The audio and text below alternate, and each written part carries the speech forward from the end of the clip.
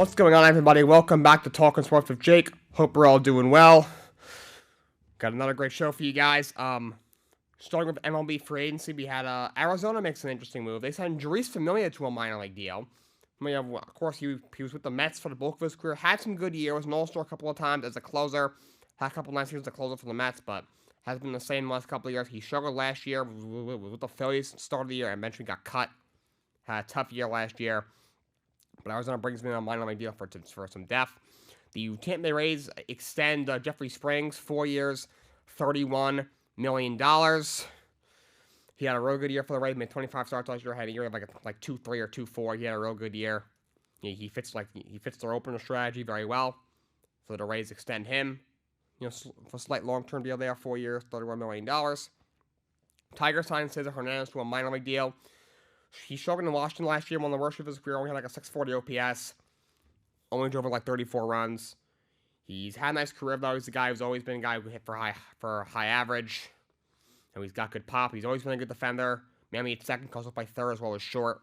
So Tigers signed him for some depth on their infield.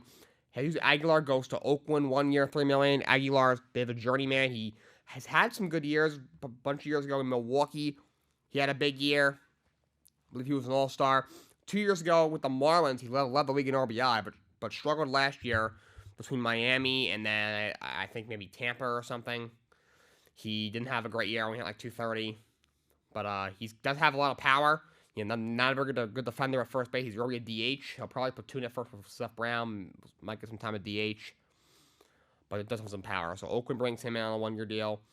The Red Sox DFA Matt Barnes, who at one point was one of they're probably their best reliever. Was a big part of the World Series team in 2018.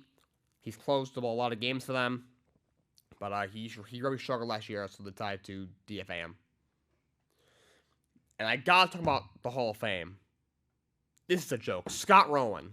Okay, nothing against Scott Rolen. He had a nice career, between Philly, Cincinnati, and St. Louis. He was a 7-time All-Star, 8-time Gold Glove, World Series winner.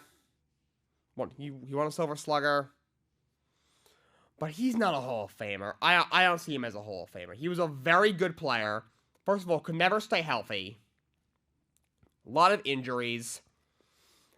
You could argue he was never the best player on his team. Was not the best player at his position really ever. He's got a very good WAR.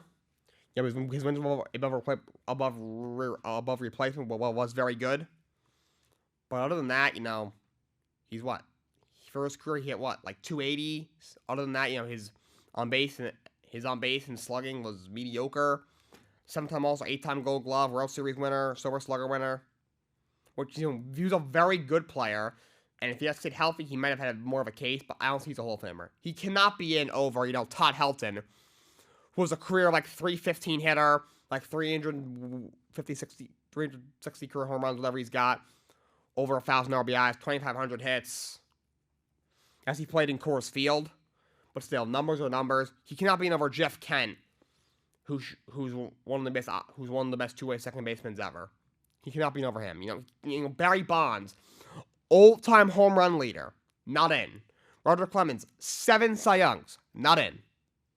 Kurt Schilling, one of the greatest starting pitchers ever, not in. But Scott Rolen, I'm not sure if he averaged 130 games a year, if that. He's in. Unbelievable. Pathetic, stupid, and unbelievable. Embarrassing. Absolutely pathetic. On to hockey. Senators over the Islanders 2-1. Islanders are falling apart as a Ranger fan. That's great to see. Islanders have lost 6 in a row. They have lost 10 of the last 11. They are now 5 points out of a playoff spot in the East. Just 11th in the East right now. They are free-falling. Lou is one of the worst GMs in the league. He is so overrated.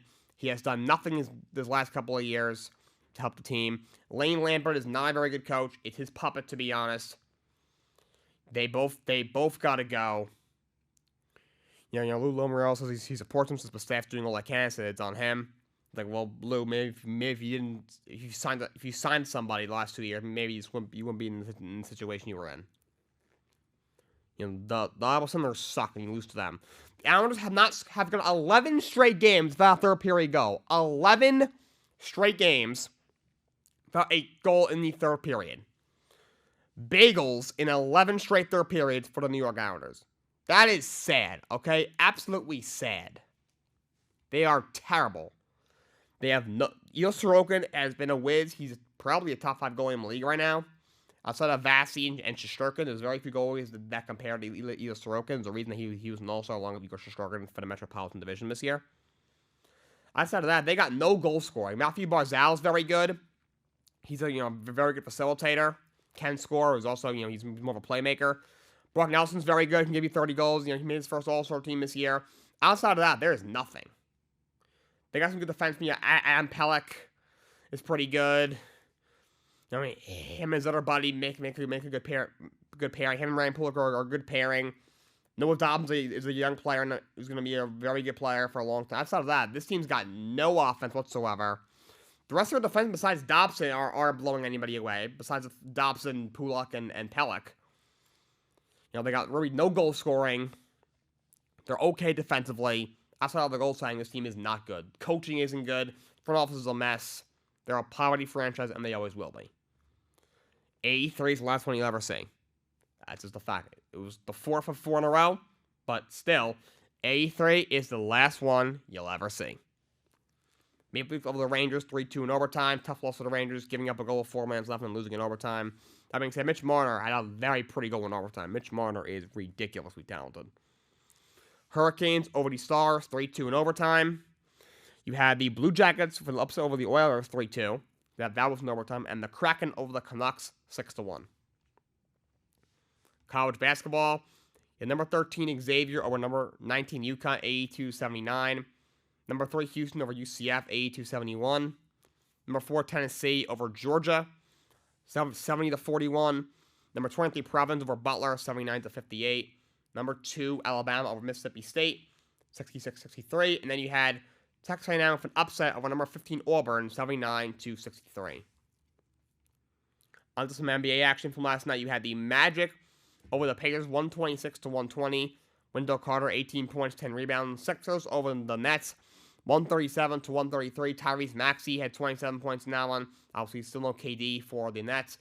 The crowd was showing F Ben Simmons, and they did not say F when Ben Simmons, he bumped into one of the Sixers players on purpose. For a very high-scoring game. And by the way, you saw Kevin Durant was tweeting out, I miss talking trash to Embiid and Montrezl Harrell, and he called Embiid's the Generation X Celebration trash. Embiid's video he made of the parody of him doing the DX thing, that was pretty funny. I'm not a huge Embiid fan. Great player. I'm not a fan of him, but that was very funny. That was a masterpiece. Wizards over the Rockets, 108-103. Kyle Kuzma, 33 points and 9 rebounds. He's had a big year. Alfred Sengun, though, 21-11-10, triple-double. Good for him. But Kyle Kuzma, he's having a career year for him. Interesting to see if Washington holds on to him at the deadline. Bucks over the Nuggets, 107-99. Giannis, 33 points and 14 rebounds. Denver was down Nikola Jokic in that game. Timberwolves over the Pelicans, 111-102. Anthony Edwards had 37 points now. Anthony Edwards is blowing right now. He's playing some good basketball. Pelicans got back Brandon Ingram after missing 2 months, but they're still without Zion. Hopefully he gets healthy soon. Hawks over the Thunder, 137-132. Trae Young, 33 points, 11 assists in that one. Warriors over the Grizzlies, 122-120. Steph, 34 points, but he was thrown out with a minute 14 left in the game after he threw his mouthpiece. Fun fact, all 3 times Steph's been thrown out in his career because he threw his mouthpiece. He threw it in, I think it was Game 6 of the Finals in 2016. He did it against the Grizzlies in 2017. I think he threw it at a referee that time, and now he threw it again last night. The Warriors come from behind to win that game, 122-120. Jordan Poole, game-winning layup with 1 second left. Boy, Zaire Williams, he can't let Jordan Poole get by him there into the paint like that. That's just terrible defense on Zaire Williams there. Blazers over the Jazz, 134-124. Dame, 60 burgers, 60 points on 22 of 29 shooting. Monster game for Dame Lillard. Raptors over the Kings, 113-95. Siakam, 26 points, 11 rebounds, 7 assists in that one. Lakers over the Kings. Lakers over the Spurs, 113-104. Anthony Davis, 21 points, 12 rebounds, 4 blocks in his return to the court. after missing nearly 6 weeks with yet another injury. I'll give him about 7 games until he gets hurt again. People are saying, does this make him a title contender? No. Rory Hutchinson is a decent bench piece. He's a little better than Kendrick Nunn, who they gave up. And also, they gave up the second round picks, but he gives him a slightly better bench. And he obviously makes him a much better team, but we all know, I don't see him lasting more than 10 or 12 games before he gets hurt again. We'll see what happens. On to NFL. Doing my game picks. Conference Championship weekend this Sunday. 3 o'clock. 49ers against the Eagles. NFC Championship. Best 2 teams in the NFC. Eagles, of course, were the 1 seed. Niners were the 2 seed. Eagles, when healthy, are probably the most complete team in the league. Niners, of course, they got, the great story of Brock Purdy. Obviously, if they had an elite quarterback, like a true elite quarterback, no, this team probably wouldn't have lost the game all season. This team is loaded with talent, and even with Brock Purdy in there, is a great story. He's playing great football. This is a tough one, but I'm going to take the 49ers. I believe in the Brock Purdy hype. I think Brock Purdy is the real deal. I think teams really slept on him in the draft this year. Definitely should have gone a lot higher than being Mr. Irrelevant. He's in obviously a great offense, but regardless, he's getting the job done. I'm taking the Niners, which should be a great game. At 6:30, AFC Championship is Chiefs. Bengals, rematch of last year's game. Bengals won 27-24 in overtime. Once again, it's at Arrowhead. Chiefs were the 1 seed in the AFC. Bengals were the 3 seed. I'm actually going to take the Bengals. Joe Burrow in big games is money. He is 3-0 against Mahomes and the Chiefs in his career. It's going to be an incredible game. If I wanted a quarterback to win a big game among current guys, the only 2 guys I'm considering really is Mahomes and Burrow. Allen hasn't been able to rise to the test as much as Mahomes and Burrow have. Brady obviously can't do that anymore. Rodgers can't quite do it anymore. And really no one else can do it. Can be trusted. I'm going to take the Bengals to go back to the Super Bowl for a second straight year. I'm taking the Bengals over the Chiefs. And we got some news for the coaching update for the NFL. I'm going to go through the entire coordinator carousel because there's a lot going on. And I know I've been kind of like going through, every day, like, this guy interviewed, this team interviewed this guy, and then there's a lot to keep up with, so I'm going to go through team by teams, everything. So, just to make it a little more organized. But the New York Jets have hired Nathaniel Hackett as offensive coordinator. I'm not a fan of it. Like, obviously, he's not going to be as bad as he has been as a head coach. But this is his career as an offensive coordinator. He went to Jacksonville, wasn't that good. He went to Green Bay, was pretty good. He also had MVP Aaron Rodgers on his team. That being said, Rodgers was one of the best quarterbacks in the league before Hackett got there, but not quite the best, and Rodgers was the best for 2 years in a row with Hackett. Obviously, he fell apart once Hackett left. I think the only reason Denver hired him is because they wanted to lure Aaron Rodgers, even if Hackett wasn't that good of a coach. Aaron Rodgers, they thought, all right, he'll mask some of Hackett's insecurities, and then Rodgers was like, nah, I'm going to stay in Green Bay. They're like, oh, crap. So they went out and got Russell Wilson. They took a chance, and obviously it failed miserably. So just after going after Aaron Rodgers, Packers are looking like they might trade him. They want to trade him in the NFC, and look up teams in the AFC. It's the Jets, maybe the Raiders. I mean, who else is realistically getting Aaron Rodgers in the AFC? Jets, Raiders. Like I don't see him going to Indianapolis. They want a younger guy. That's really about it. So I think, I'm not a fan of Aaron Rodgers. I've been vocal that I want Derek Carr.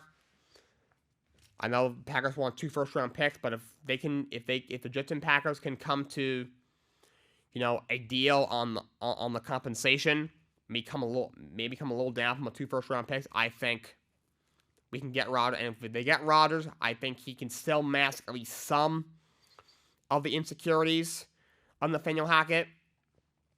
And with Rodgers in this offense, the Jets can't make the playoffs. Like, Rodgers is not near the same that he once was, but in this offense, if they improve their offensive line, especially, with Breece Hall coming back and with him running the ball, obviously you have Bam Knight mixing in with Garrett Wilson, Elijah Moore, a receiver, Aaron Rodgers can get this team to the playoffs. Much further?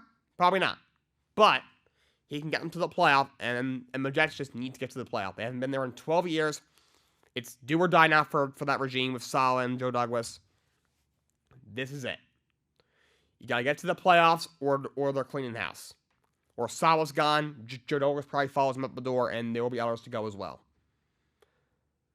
So, the Jets, at this point, I don't care. Go and get Aaron Rodgers. Get him in here. Don't really want to give up 2 first-round picks for him. Maybe 1 I might give up. But that's about it. Get him in here, get to the playoffs, and go from there. And from there, we'll figure it out. The rest of the coaching carousel, but when it comes to the coordinators, by the way, I'm hearing Sean Payton might return to TV. I don't blame him. The Broncos situation is a mess. Arizona's a mess. They got a man-child as a quarterback. That team is terrible. Not a good cap situation.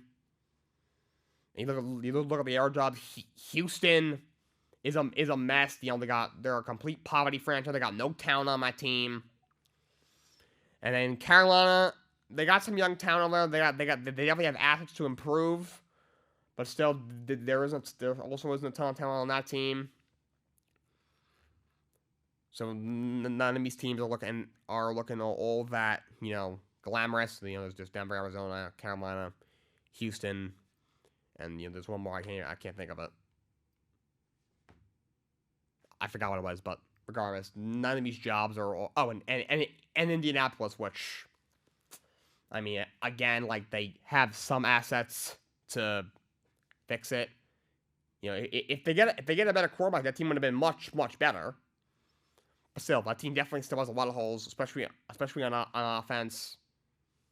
And I don't really think the Colts are really looking at him. So the one place that would probably be the best for him, they're even really looking at him. So Peyton might go back to TV. I don't blame him. I would wait next year till the Chargers job opens up or the Dallas job opens up. Those 2 jobs I think are much better than Denver's job or Carolina's job.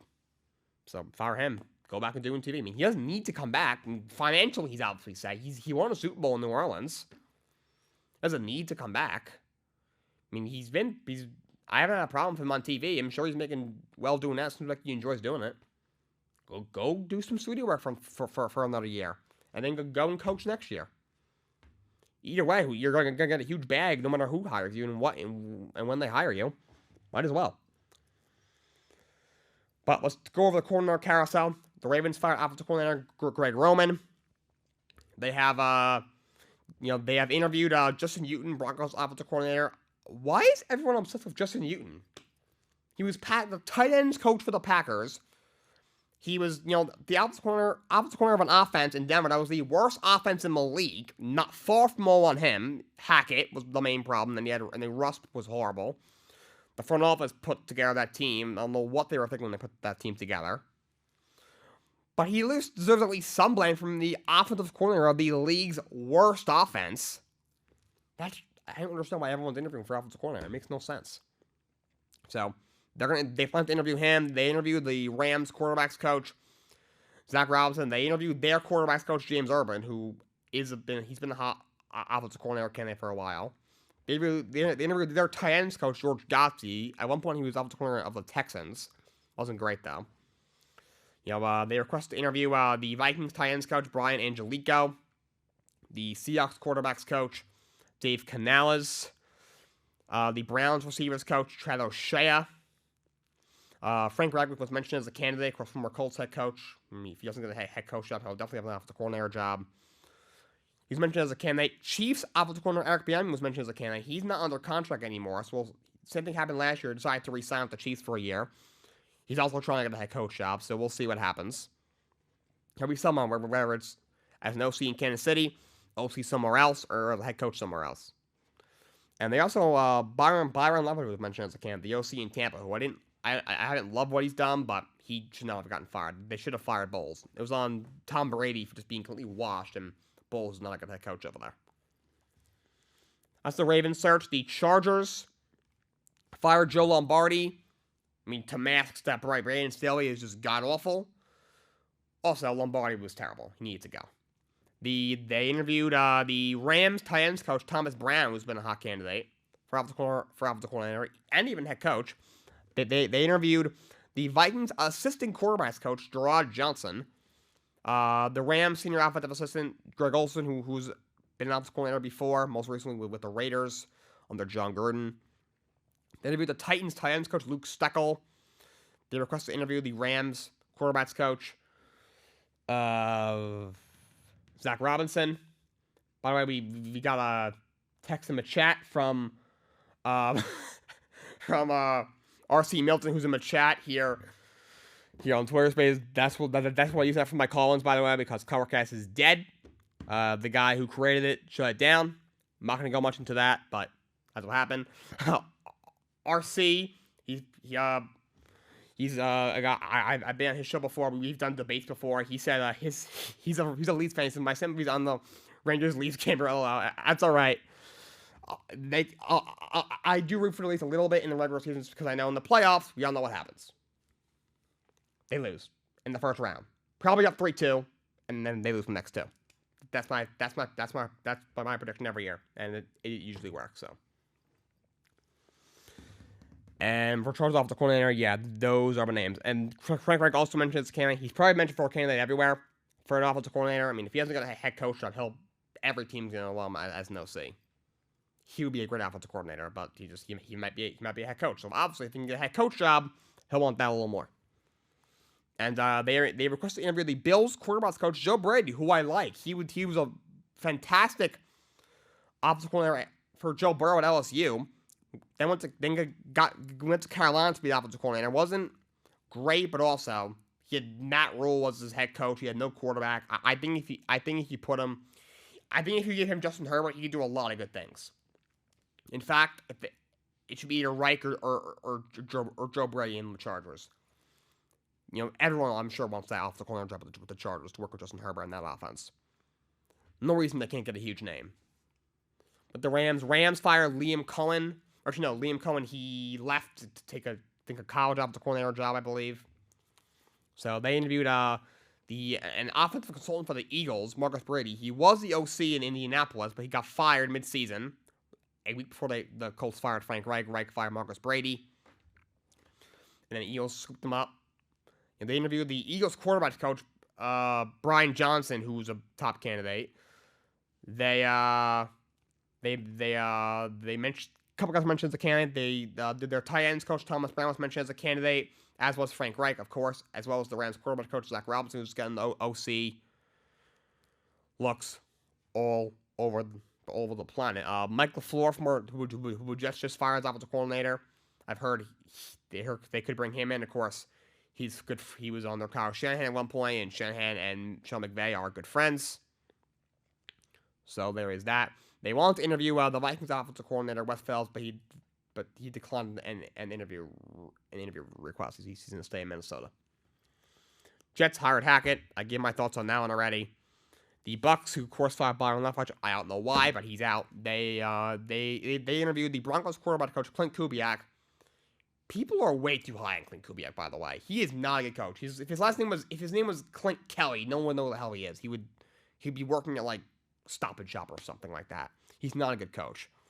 Keenan McCarl, the receivers coach for the Vikings, who's a rising name. They're going to interview him today, and they request to interview the Jaguars passing game coordinator Jim Bob Cooter. He was offensive coordinator with the Lions a few years back, and they wanted to interview the Texans offensive coordinator Pep Hamilton, but he declined the request. Titans need a new offensive coordinator. Thank God that Todd Downing was thankfully fired. They interviewed their passing game coordinator Tim Kelly. They're going to interview the Falcons quarterbacks coach Charles London.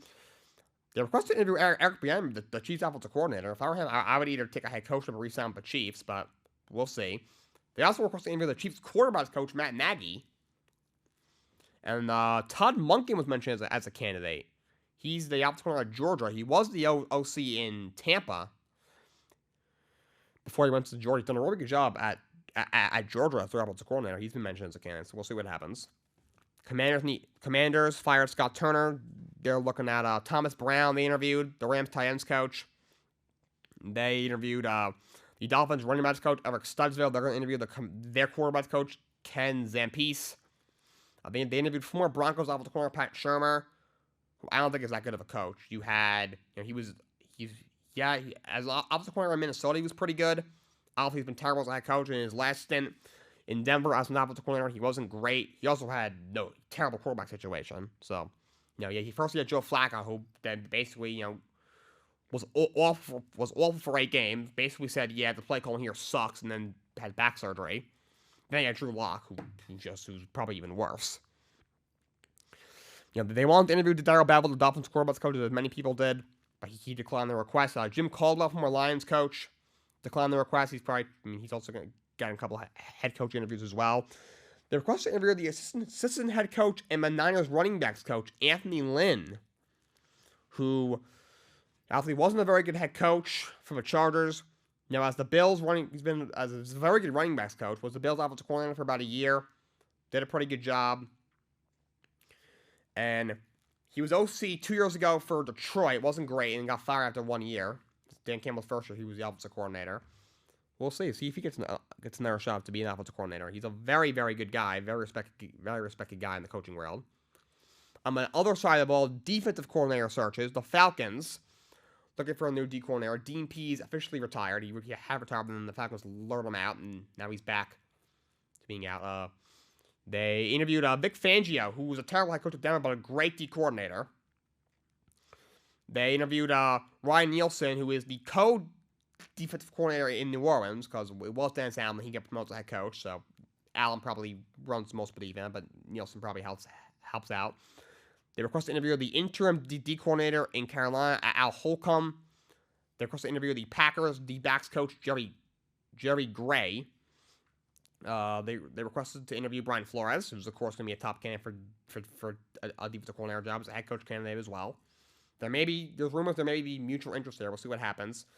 And they wanted to interview the Broncos D coordinator, Gio Rivera, but their interview was blocked. Lateral coaching changes like that, teams can block. Like if you go from D coordinator to D coordinator, you can block it. But coordinator to head coach, they can't block it. So Rivera got blocked by Denver. I don't even know why he's still on the staff. They're bringing a new coach. If they bring in Sean Payton, they're letting Sean Payton pick whoever he wants. The Panthers looking for a new defensive coordinator. They fired Phil Snow when they fired Rule. Al Holcomb is the interim guy right now. Don't think he's coming back. They also interviewed Vic Fangio. Interviewed the other Saints coach D coordinator, Chris Richard, who I think will be a great D coordinator. He did a great job in Seattle.